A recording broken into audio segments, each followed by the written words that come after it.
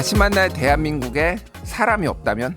저출생과 인구 감소, 그로 인한 노동시장 개편까지 인구 문제는 눈을 돌릴 수 없을 만큼 심각해지고 있습니다. 이런 인구 문제, 이분과 함께 이야기 나눠보겠습니다. 일할 사람이 사라진다 책의 저자이자 서울대 경제학부 교수 겸 서울대 국가미래전략연구원 인구 클러스터장 이철희 교수님 나오셨습니다. 안녕하세요. 예, 안녕하세요. 예. 제가 일단 이철희라는 분들을 여러 명을 알아서 예, 그 정치인 이철희도 알고 친해요. 그 이철희 전 청와대 정무수석도. 그런데 이철희 교수님을 꼭 한번 뵙고 싶었습니다. 정말. 예, 제가 책도 지금 가지고 나왔는데 이 일할 사람이 사라진다 이 책을 굉장히 재밌게 읽었어요. 이거 많이 팔렸죠, 교수님?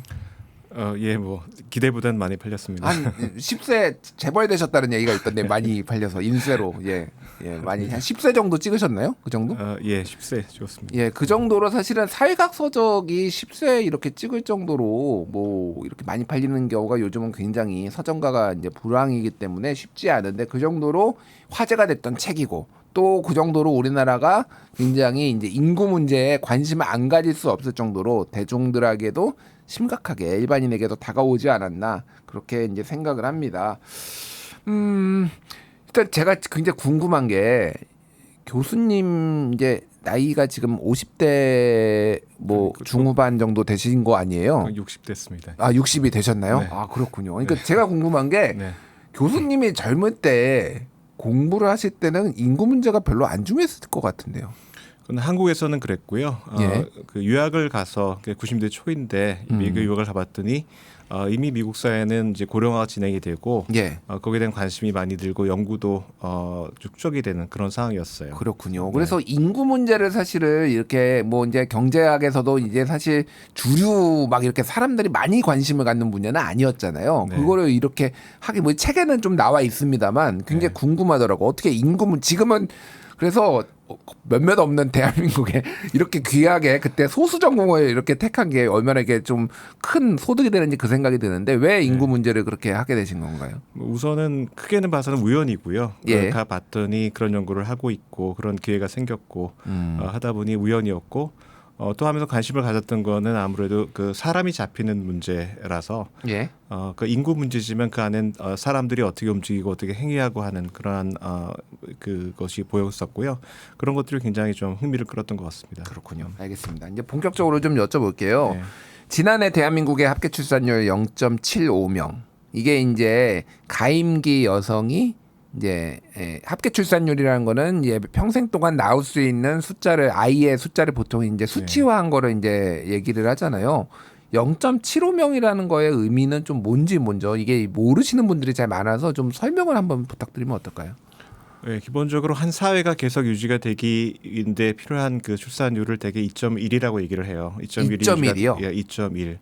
그러니까 둘이서 있으니까 둘이서 2명 정도는 낳아야 말하자면 계속해서 인구가 유지가 되는 그런 비슷하게 유지가 되는 게. 네, 그렇죠.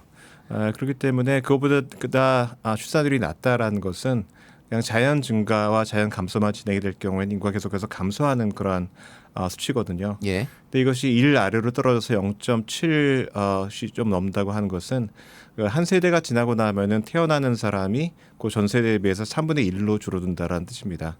물론 그 세대가 3분의 1로 줄어들었다고 해서 인구가 3분의 1로 주는 것은 아니겠죠. 원래 있었던 인구가 있으니까요. 예. 예. 그렇지만 장기적으로 본다고 한다면 상당히 빠른 속도로 인구가 줄 수밖에 없고 그것보다 더 중요한 의미는 뭐냐면은 매년 태어나는 그 사람의 수가 계속해서 빠르게 주는 그런 변화가 나타나요. 그러니까 한국 같은 경우에도 한 50년 전에는 100만 명이 태어났는데 한 예. 30년 전에는 한 그보다 적은 60만 명 정도 태어났고 지금은 그것의 한 4분의 1도 안 되는 23만 명, 4만 명이 태어나고 있거든요. 작년에 한 24만 명 정도 태어났더라고요. 예. 근데 한 사회의 어떤 시스템이라든가 제도가 매년 몇 명이 태어나는지에 대체로 맞춰져 있어요. 되게 천천히 이게 줄어든다라면은 거의 적응은 나갈 수 있겠지만 그게 10년, 20년 사이에 갑자기 이렇게 줄어든다고 한다면은 어떤 기존의 제도라든가 어떤 시스템하고 인구의 규모 사이에 균열이 발생할 수밖에 없어요. 예. 그래서 그런 불균형 때문에 여러 가지 비용이 발생을 하고 한국 사회가 여러 가지 어려움에 처할 수밖에 없는 이제 그런 문제가 발생을 합니다. 그렇군요. 그게 이제 이게 일상생활을 하면서도 느껴지는 게 하나가 제가 살던 지역에서도 유치원이 이제 요양원으로 바뀐 경우가 꽤 있어요. 지금 최근에 그렇게 바뀌기도 하고 또 하나는 이제 저도 70년대 이제 초중반생이다 보니까 이제 이 소위 말하는 2차 베이비붐 세대. 그러다 보니까 제가 이제 오전반, 오후반이 있었고 저도 예, 한 반에 이제 70명씩 초등학교 때 막 이런 세대였는데 지금 제가 깜짝 놀랐던 게 제가 아이를 좀 늦게 낳긴 했는데 아이가 초등학생인데 두 반밖에 없더라고요. 그렇죠. 서울인데 제가 그래 깜짝 놀랐습니다. 그리고 한 반에 한 20여 명. 뭐 이러다 보니까 지금 제 친구들도 이제 하는 사람도 많은데 굉장히 뭐라고 해야 될까 학령 인구가 감소를 해가지고 생존의 이 구조조정 생존의 문제 특히 벚꽃 피는 순서대로 이 대학이 문을 닫는다 뭐 이런 얘기도 있다 보니까 굉장히 대학에도 위기감들이 굉장히 크더라고. 이게 뭐고 한국의 산업 전체가 좀 이렇게 다 흔들리는 것 같아요. 좀 어떤 여파들이 있는 건가요? 이렇게 빠르게 변하면은. 그러니까 태어난 아이 수가 줄어들게 되면은 순서대로 그 여러 가지 파장이 생길 수밖에 없는데요. 예. 뭐 아이가 제일 먼저 만난 사람이 이제 산부인과 의사들이겠죠. 그러니까 거기는 이미 다 퇴원한다고 하시고 그렇게 되면은 또 어떤 문제가 생기냐면은 진입을 안 하니까 정작 그 지역에서는 뭐 그 분반실이 사라지고 의사 보기가 어려운 그런 상황이 생겨나고 그다음에 뭐 소아과 그다음에 더 나가서는 이제 보육시설 그다음에 초등학교 뭐 이런 식으로 해서 충분히 수요를 감당할 수 없기 때문에 예. 그 지역의 여러 가지 인프라가 붕괴되는 문제가 발생을 합니다. 근데 인프라가 붕괴가 되면은 또 그 지역에 살기가 어렵게 되기 때문에 많은 분들이 떠나실 수밖에 없고 또 아이를 낳기 어려운 문제가 생겨나고 그렇게 되고 뭐 더 나가면은 방금 말씀하셨던 것처럼 이제 대학 영향을 받겠죠. 이미 그 지방 대학 같은 경우 이미 어려움에 처해 있는데 한 10년 정도 지나면은 대학 정원하고 학령기 그 학생의 수가 더 차이가 많이 나서 재정의 어려움을 겪을 것이고 그다음에 이제 군대 문제가 있죠. 장병을 충분히 확보를 못하는 문제. 그리고 나서는 이제 노동시장에서도 문제가 발생할 겁니다. 매년 그 취업하는 사람이 줄어들면서 또 일할 사람 구하기 어려워지는 그런 문제가 발생을 하겠죠. 그렇군요. 그 우리나라보다 초고령화 사회로 먼저 진입한 나라들은 몇 나라가 있죠. 일본도 그렇고. 그런데 그 속도는 지금 전 세계에서 우리나라가 제일 빠르다면서요. 지금 고령화되는 속도는. 예. 일단 속도도 빠르고 구조 변화의 속도가 특별히 빠릅니다. 예. 그러니까 이 제가 본 데는 한국 인구 문제의 핵심은 속도하고 구조인데요. 그러니까 통계청 전망에 따르면은 뭐 앞으로 50년 내에 한국 인구가 30% 준다고 하는데 이것이 한 100년이나 150년 사이에 그렇게 준다 하면은 그렇게 큰 타격은 없을 걸로 생각이 돼요. 예. 되게 굉장히 빨리 줄기 때문에 문제가 되는 것이고 그리고 우리보다 앞서 고령화를 겪었던 그런 나라들 같은 경우에는 그야말로 서서히 고령화되는 문제가 있는 것이거든요. 근데 한국 같은 경우에는 출생아 수가 굉장히 빠르게 줄기 때문에 그게 사회에 미치는 영향이 훨씬 더 큽니다. 그 사회하고는 좀 다른 종류의 문제가 발생을 하는 거예요. 그렇군요. 그러니까 고령화의 속도도 엄청나게 빨라서 지금은 한 그 65세 이상 인구 한 20% 정도가 되는데 불과 한 15년, 20년 정도가 되면 한국이 65세 이상 인구 비율이 제일 높은 나라로 될 거예요. 지금 이렇게 많지는 않지만 45% 이상으로 높아지고 45%가 된다고 한 20년 뒤에? 25년 정도가 지나면은 거의 45% 수준이 되고요. 그러면 50년 내로. 인구의 네. 절반 가까이가 65세가 되는 거예요? 이거는 2072년까지는 제가 지금 얘기한 건 한 40% 정도이고 예. 2072년이 되면은 중위축에 따르면은 48% 정도가 고령 인구가 될 전망입니다. 절반이 고령자죠. 지금 대한민국의 이제 중위 연령값 이제 전 인구를 줄 세웠을 때 가운데 값이 지금 만 45세 정도 되더라고요. 근데 이게 1990년대를 찾아보니까 한 27세, 28세 이 정도더라고요. 네. 이게 그래서 자기가 요즘 영포티, 영피프티 이런 얘기가 나오는 게 아직도 젊은 줄 아는 게 약간 그런 것도 영향이 있는 건가요, 그러면? 그렇죠. 지금 그러니까 그 경제활동 인구를 기준으로 한다고 한다면은 지금 55세 이상의 경제활동 인구가 전체 노동 인구의 한 3분의 1밖에 안 되거든요. 예. 근데 앞으로 한 50년 정도 지나면은 55세 이상 그 노동 인구가 절반이에요. 그러니까 자기가 50대 중반에 있다 하더라도 전체 노동자 중에서 대개는 중간 정도 있는 사람이니까 아직 예. 젊다라고 얘기할 수가 있는 거죠. 그렇군요. 그러면 이제 궁금한 게 이제 두 가지 측면인데 하나는 이거를 이제 반전시킬 수가 있을 것인가. 지금 2006년에 저출산 고령사회위원회가 출범을 했고 우리나라에서 매년 뭐 몇 조 원부터 지금 최근에는 한 50조 원 매년 투입을 한다. 물론 이제 꼬리표만 붙인 예산이 상당히 많기는 하지만 네. 어쨌든 그래서 뭐 한 400조 원을 지금 20년간 쏟아 부었는데 계속 출산율은 떨어지고 있습니다. 이게 그러면은 이제 이거를 반등시킬 수는 있는 것인가? 그리고 반등을 어느 정도로 해야 되는 것인가? 뭐 여러 가지 이제 시뮬레이션이 나올 텐데 교수님 보시기엔 좀 어떻습니까? 우선은 뭐 가까운 장래에 이것을 급격하게 반등시키는 것은 현실적으로 쉬운 일은 아닌 것 같아요. 예. 왜냐하면 한국의 그 저출산의 요인이라고 하는 것이 뭐 굉장히 다차원적인 요인이 있지만 상당히 중요한 것들은 예를 들어서 뭐 노동이라든가 주거, 교육, 뭐 성평등, 지역 불평등 뭐 그런 여러 가지 굉장히 구조적이고 근본적인 문제들이거든요. 예. 근데 이런 문제를 뭐 금방 해결할 수 있는 그런 상황은 아닌 것 같고요. 그다음에 이런 것이 점차 개선이 된다고 하더라도 결국은 이것이 젊은 세대의 어떤 기대를 바꾸는 그런 문제예요. 사람들이 기대를 바꾸기 위해서는 그것도 당장의 기대가 아니라 먼 장래의 기대, 그다음에 자기 자녀 세대에 대한 기대를 바꾸려면은 그러한 변화들이 굉장히 누적이 돼서 이거는 정말 영구히 지속될 만한 변화이고 근본적인 변화라고 느껴야만 행위의 변화가 일어날 수 있을 것 같거든요. 그래서 그런 것들이 굉장히 좀 어려운 면은 있고요. 그렇지만 반등이 불가능한가? 저는 중장기적으로 봐서는 꼭 그렇지는 않다라고 생각을 합니다. 그런가요? 그러니까 뭐 역사를 보고 다른 국가의 사례를 보더라도 느닷없이 출산율이 굉장히 많이 떨어졌다가 굉장히 많이 올라갔던 그런 사례는 역사에 굉장히 많이 있고요. 뭐 가까운 시기 20세기의 사례를 들더라도 소위 베이비붐이라는 그런 현상이 이제 그렇게 나타난 것이고 예. 더 가까운 그 어떤 사례를 보면은 2000년대에 들어와서 동유럽 국가들 뭐 체코라든가 또 헝가리 그런 나라들의 출산율이 상당 정도 많이 올라갔던 사례가 있어요. 뭐 그렇기 때문에 그런 일이 한국에 앞으로 일어나지 말라라는 그런 법은 없는 것 같고요.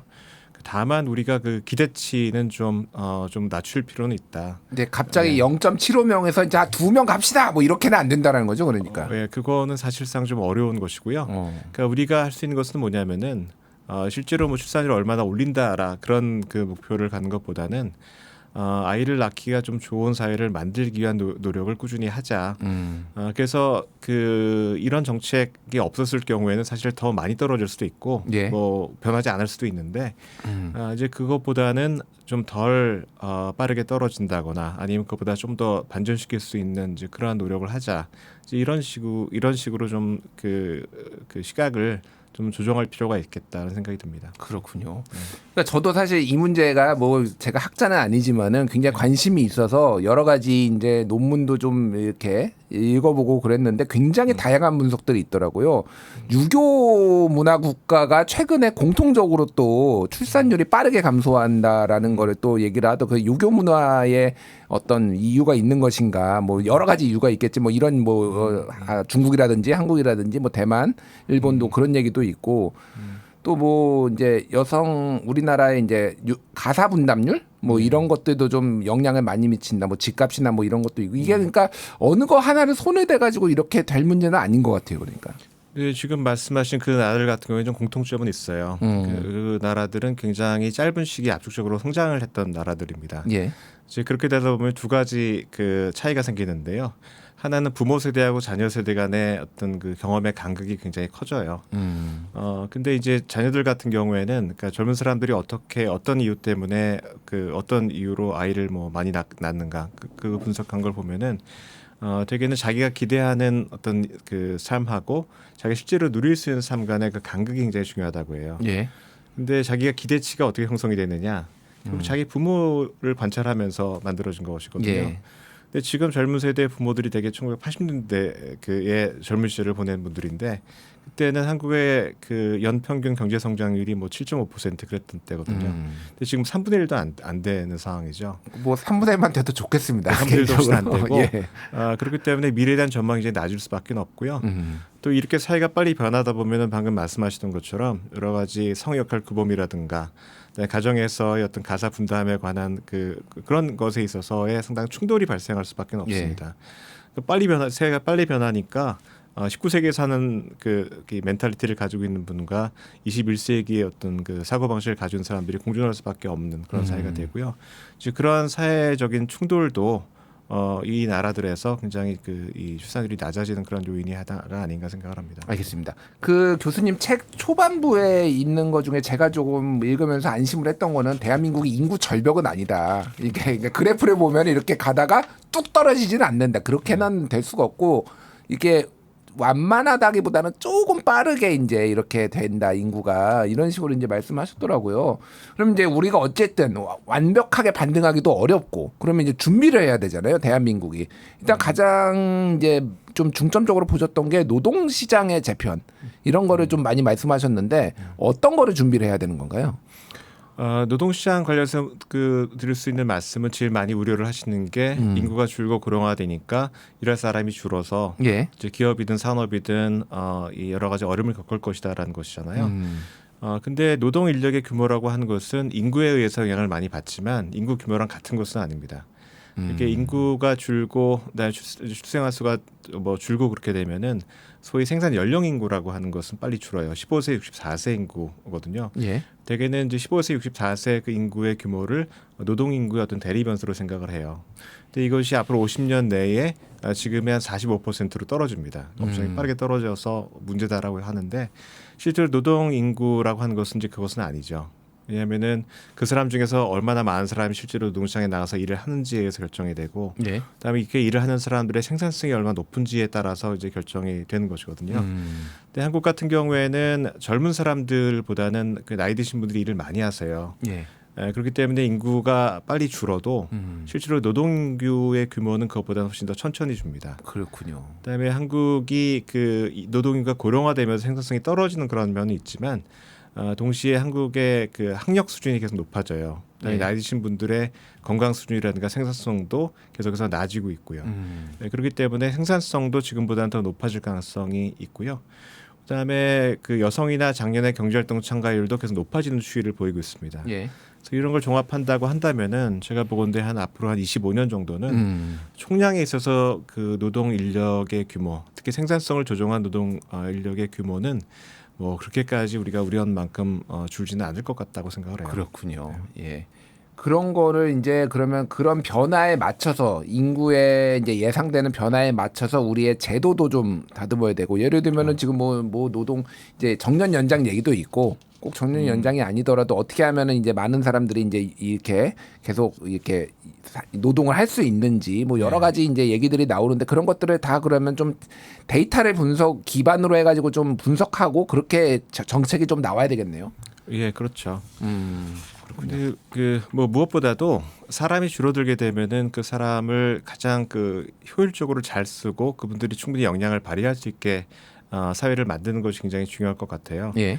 뭐 그러기 위해서는 우리나라의 노동시장도 바뀌어야 되고 교육도 좀 더 개선이 돼야 되고 그래서 사람은 줄지만 그 사람이 역량을 최대한 잘 발휘하는 곳에 적재적소에 배치가 되고 그런 곳에 빨리 이동할 수가 있고 그런 사회가 되면은 아무래도 인구 변화의 충격에 대응하는데 좀 도움이 될 것 같습니다. 그렇군요. 근데 최근에 이제 국민연금과 관련해서 여러 이제 갈등들도 있고 지금은 현재 진행형이잖아요. 근데 가장 기본적인 거는 이제 이 근로 세대의 노인 부양 이게 이제 지금은 한 네 명이나 5명에 1명을 부양한다고 하면 앞으로는 2명에서 1명 그 이후에는 1명에서 1명 이런 거에 대한 약간 공포감 같은 것들이 그렇죠. 이제 깔려 있는데 네. 그거는 현실에 좀 가까운 건가요? 그러면? 그거는 말하자면 과거의 고령자와 지금의 고령자가 비슷하고 일하는 정도도 비슷하다는 것을 어느 정도 가정으로 깔고 있어요. 그러니까 65세가 넘어가게 되면은 일을 안 하고 다른 사람의 부양을 받는다라는 것을 기본적으로 가정으로 깔고 있거든요. 예. 근데 사실 그것은 사실은 아닙니다. 왜냐하면 지금 이미 65세 이상의 고용률이 거의 40%에 육박하고 있어요. 예. 근데 물론 지금은 많은 분들이 생계가 안 되기 때문에 나가서 일하시는 분들이 많아 생산성이 낮은 그런 상황이고요. OECD에서 가장 노인 빈곤율이 높죠, 대한민국. 그렇죠. 예. 그렇기 때문에 지금 고령자가 늘어나는데 이분들의 생산성을 좀 더 높이고 이분들이 충분히 자기 역량을 발휘할 수 있는 그런 노동시장이 된다고 한다면은 방금 말씀하셨던 것처럼 그렇게 급격하게 실질 부양비가 실질적으로 많이 늘고 예. 청년층의 부담이 커지는 현상을 그래도 조금 완화할 수 있을 거라고 생각을 합니다. 알겠습니다. 자, 이제 이 완벽하게 복원은 어렵지만 어쨌든 이제 어느 정도는 회복을 할 수가 있고 이거를 준비를 해야 된다. 크게 보면은 이제 이런 말씀하신 것 같은데 이제 어떤 이제 또 새로운 정부가 이제 또 들어설 거 아니에요. 그 동안에 또 많은 실패와 뭐 이런 것들을 또 반복하지 않기 위해서는 앞으로 들어설 정부는 어떤 것들에 좀 집중을 해야 되고 이렇게 정책적 제안 이런 것들을 좀 말씀해 주시면 좋을 것 같아요. 뭐 굉장히 많은 일이 그 얘기를 할 수가 있겠지만 뭐 기본적으로 간단하게 말씀드린다고 한다면 좀 통합과 균형이 필요하다는 생각이 듭니다. 통합과 균형. 예, 전반적으로 그 정책 기조에 있어서 통합이라는 것은 뭐냐면은 과거 정부들이나 정책을 보면은 뭐 정부가 바뀌면 일단 과거의 정책들은 다 이제 지워버리는 그러한 현상들이 많고, 그다음에 뭐 정치인이라든가 그런 분들도 자기 브랜드의 정책을 좀 많이 내놓으려고 하는 그런 욕심이 좀 많아요. 예. 그다음에 인구 문제 해결에 공을 세우려고 하는 그런 욕심들이 좀 많고요. 이제 그러다 보니까 여러 좋은 정책을 서로 결합을 하고 통합을 해서 최적의 정책을 만들어야 되는데 그게 잘 안 되는 경우가 많습니다. 예. 그래서 이미 나와 있는 정책 가운데도 좋은 게 많기 때문에 그것을 선별적으로 잘 골라서 그거를 그 발전적으로 결합을 하면 훨씬 더 좋은 정책이 될 수 있을 것 같고요. 그다음에 균형이 필요하다는 것은 뭐냐면은 많은 분들이 뭐 이거는 되고 이거 저거는 안 되고 이게 필요하다라는 그런 말씀을 하시는데 실제로는 이제 균형이 좀 필요해요. 우선 그 장기 정책과 단기 정책의 균형도 필요하고요. 단기 정책이라고 하면은 지금 당장 효과가 있는, 그렇지만 근본적인 그런 해결책은 아닌 그런 것들도 필요한 것이, 그 지금 젊은 분들이 시기가 지나가고 나면은 뭐 더 이상 뭐 혜택을 받을 수 있는 가능성은 없어요. 예. 그러니까 지금 있는 분들에게 도움이 될 수 있는 그 단계적인 정책도 필요하고, 그와 동시에 좀 먼 미래를 보고 10년, 20년 후를 보면서 이제 그때 결실을 맺을 수 있는 그런 정책을 지금 준비해 나가는 것도 필요한데, 그 두 번째가 사실은 더 어렵습니다. 그냥 그게 정치인들에게는 좀 인기가 없어요. 그렇죠. 이게 뭐 대통령 임기도 5년이고 그렇기 때문에 그 안에 어떤 결실을 얻을 수 있는 것에 초점을 좀 맞출 수밖에 없는데, 이제 그렇게 해서는 어떤 인구 변화의 미래에 좀 근본적인 그 점에서 대응하기는 좀 어렵습니다. 그래서 좀 인기가 없고 본인에게 공이 들어오지 않는다 하더라도 좀 멀리 보고서 예. 먼 미래를 개선할 수 있는 일을 이제 꾸준히 해나가는 그 작업이 새 정부에게 좀 필요한 것이 아닌가 생각을 합니다. 알겠습니다. 그러니까 저도 이제 이래저래 이런 어떤 갈등들 그리고 이제 인구에 대한 어떤 공포에 기반한 갈등들을 보면서 대한민국에 필요한 거는 신뢰가 아닐까 그 생각이 들어요. 그러니까 이게 맨날 정책도 뒤집히고 그리고 앞으로 또 어떻게 될지 모른다라는, 정권이 바뀌면 어떻게 될지 모른다, 이게 또 다 뒤집어질 수 있다, 뭐 연금 문제도 그렇고 다 이게 신뢰에 기반하지 않다 보니까 이거가 공포가 더 확대되고 과장이라기보다는 어쨌든 좀 극대화되는 게 아닌가 그런 생각이 드는데, 그럼 이제 일반 우리 청취자들을 포함해서 국민들한테 이 인구 문제와 관련해서 이렇게 좀 마지막으로 해주실 말씀 좀 해주시죠. 예, 우선 뭐 국민들 같은 경우에는 개인적으로 이 인구의 변화에 좀 대응해야 되는 그런 과제가 있어요. 그건 뭐 국가도 그렇지만 뭐 개인 입장에서도 아무튼 인구 그 변화로 인한 여러 가지 사회적인 그런 변화라든가 충격에 휩쓸리지 않고 아무튼 잘 살아남을 수 있도록 여러 가지 그 대응을 해야 되는데, 그 어떤 특정한 미래에 대응한다기보다도 그러니까 가변적인 미래에 좀 대응할 수 있어야 된다고 생각해요. 예. 조직이든 개인이든 그렇게 하기 위해서는 훨씬 더 뭐 신축적으로 움직여야 될 것 같고 가볍게 있어야 될 것 같다라는 그런 생각이 들고요. 그다음에 그 정부가 나 어떤 뭐 정책 당국자가 인구 변화의 미래에 대응하기 위한 여러 가지 정책을 하는 경우에 그 사회 어떤 구조라든가 그런 걸 바꾸기 위한 여러 가지 노력을 하게 될 겁니다. 예. 근데 사실 모든 사람이 그 수혜자가 되기는 어려워요. 어떤 국민들 같은 경우에는 본인이 양보를 해야 되거나 아니면 어느 정도 희생을 감수해야 되는 그러한 면이 있을 수가 있습니다. 예. 구조 개혁을 위해서는. 그럴 때 뭐 엄청난 희생을 요구하는 그런 걸 하긴 좀 어렵겠지만 그래도 뭐 국가의 미래라든가 다음 세대의 어떤 그 미래를 생각을 해서 어느 정도의 양보와 어느 정도의 그런 희생은 좀 감내를 할 수 있는 이제 그런 자세가 좀 필요하지 않을까 생각을 해봅니다. 그렇군요. 그런 게 또 가능하려면은 어떤 사회 대통합과 뭐 이런 그렇죠. 뭐 대타협 이런 게 좀 필요하지 않을까. 차기 정부에 참 누가 될지 모르겠지만 참 짐이 많아졌다 이런 생각이 듭니다. 예, 지금까지 다시 만난 대한민국 61 프로젝트 인구 이야기 이철희 교수님과 이야기 나눠봤습니다. 교수님 감사합니다. 네, 감사합니다.